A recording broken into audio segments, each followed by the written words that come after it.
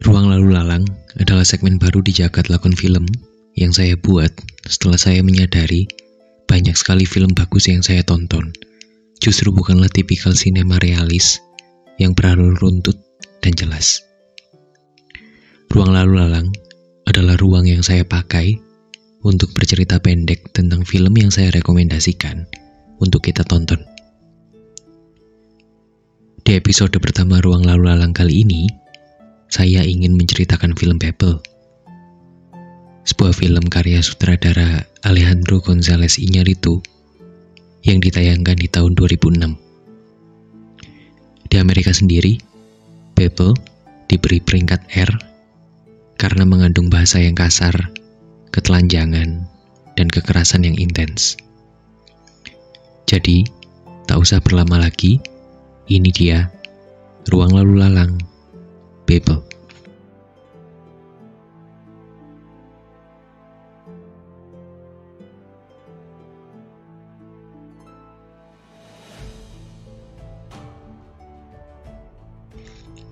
Dari judulnya saja, kita sudah bisa menebak konteks besar yang akan ditawarkan. Babel diambil dari beberapa ayat dalam kitab Kejadian pasal 11 yang bercerita tentang menara Babel, menara yang dibangun pada masa Babilonia.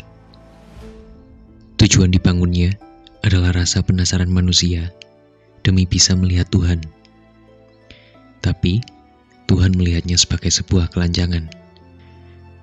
Sehingga hukuman pun diturunkan, berupa bahasa yang berbeda-beda, agar setiap manusia tidak bisa saling berkomunikasi. Babel berfokus pada 4 keluarga di 3 benua. Babel menjalin cerita dari Maroko, Amerika Serikat, Meksiko, dan Jepang, yang semuanya dihubungkan oleh tindakan seorang anak yang sembrono dan menunjukkan bagaimana setiap budaya bekerja melawan dirinya sendiri untuk memperparah suatu sebab akibat. Biasanya film yang dibangun dengan banyak cerita yang terpisah tapi saling berhubungan adalah dari genre romansa atau komedi romantis. Tapi kali ini, film model ensemble disajikan dalam genre drama yang serius. Film luar biasa ini adalah yang ketiga dari trilogi karya Alejandro González Iñárritu selain Amores Perros dan 21 Crimes. Secara kronologis, Babel bercerita tentang seorang pengusaha Jepang yang melakukan perjalanan untuk berburu di Maroko dan memberikan hadiah kepada pemandunya berupa senapan. Senapan itu ternyata dijual si pemandu kepada temannya yang membutuhkannya untuk membunuh serigala yang sering menyerang domba-dombanya.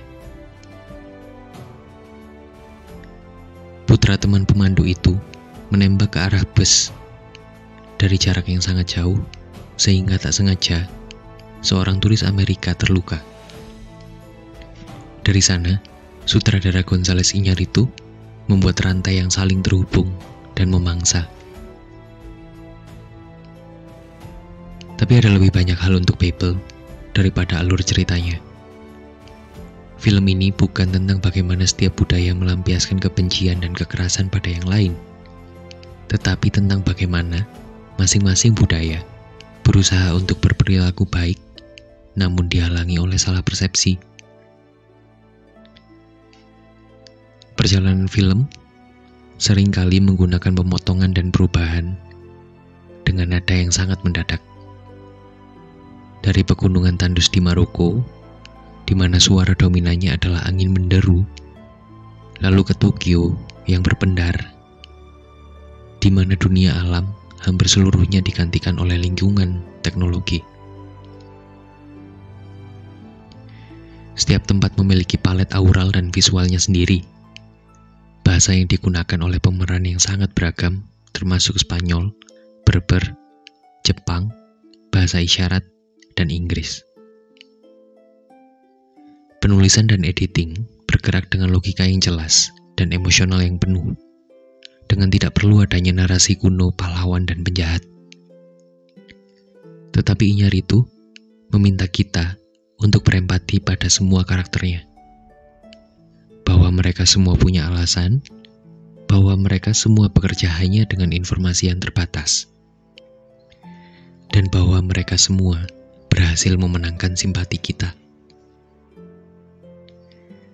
Karakter-karakter ini sangat ingin mengucapkan kata atau kalimat itu, tetapi dicegah karena hambatan bahasa, asumsi budaya mereka, ketidakmampuan orang lain untuk memahami apa yang sebenarnya mereka katakan, dan bagaimana dalam kasus itu setiap orang jatuh ke dalam naskah mapan yang terbuat dari prasangka dan kesalahpahaman.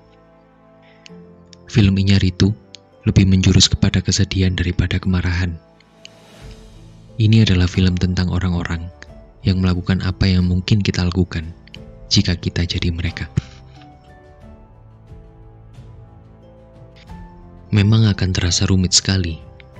Dengan skala perbedaan budaya dan bahasa, orang-orang di atas harus terlibat banyak masalah yang sebenarnya berpangkal pada satu masalah saja, yaitu penembakan terhadap Susan.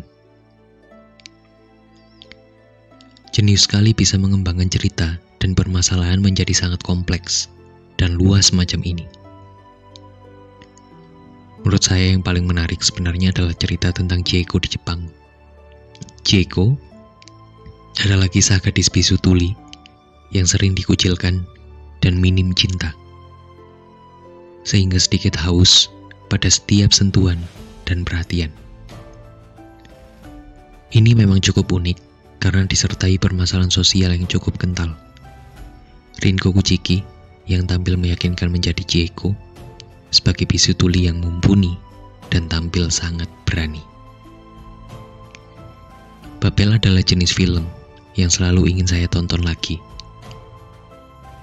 Penayangan berulang memberi saya persepsi bahwa cinta dirayakan di semua agama, di seluruh dunia, sebagai emosi yang paling kuat, tapi juga paling rapuh.